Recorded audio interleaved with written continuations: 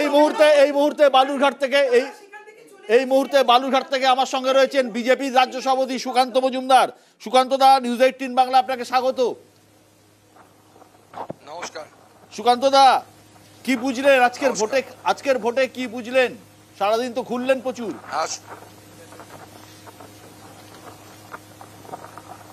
দেখুন, এই বালুরঘাট সিটে আমি ছিলাম এবং প্রার্থীও ছিলাম 100%। আপনাদেরকে বলে দিচ্ছি, 1 লাখের বেশি মার্জিনে আমরা এই সিট জিততে চলেছি। জিতার কোনো কারণ নেই।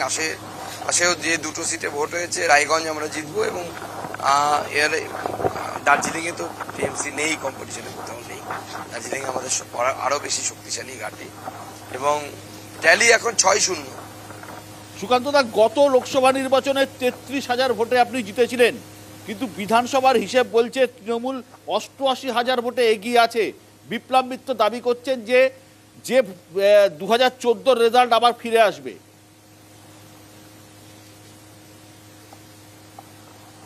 কোনো সম্ভাবনাই নেই, ওরকম হয় না। লোকসভা ভোট একরকম হয়, বিধানসভা ভোট একরকম হয়, প্রত্যেকটা ভোট আলাদা আলাদা রকমের হয়। এবং বিধানসভাতে আমরা ভোটটা ঠিকমতো করাতেও পারিনি, সেটাও একটা আমাদের অভিজ্ঞতার অভাবের জন্য আমরা পারিনি। লোকসভা ভোট ওরকম হবে না। সুকান্ত দা, শান্ত বালুরঘাটে দিনের শুরুতেই কিন্তু অশান্ত সুকান্ত মজুমদারকে দেখা গেল, কি হয়েছিল? সেখানে আমাদের কর্মীদেরকে গালিগালাজ করা, আমাদের এক কর্মীকে মারা, একজন মহিলা কর্মীকে অশ্রাব্য গালি দেওয়া, এগুলো চলছিল তৃণমূলের পক্ষ থেকে। তো তৃণমূলের সংস্কৃতি তো এর থেকে ভালো হতে পারে না। ফাঁকার থেকে তো আর সুগন্ধ বেরোতে পারে না, দুর্গন্ধই বেরোবে। তো আমাকে প্রতিবাদ করতে হয়েছিল। সুকান্ত দা, নির্বাচন কমিশন বা কেন্দ্রীয় বাহিনীর ভূমিকায় আপনি কি সন্তুষ্ট?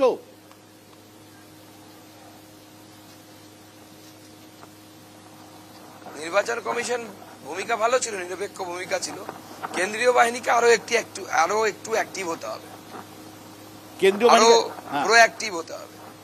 প্রোঅ্যাক্টিভ হতে হবে। আচ্ছা, রেল কি আপনাকে আবার সংসদে পাঠাতে পারবে?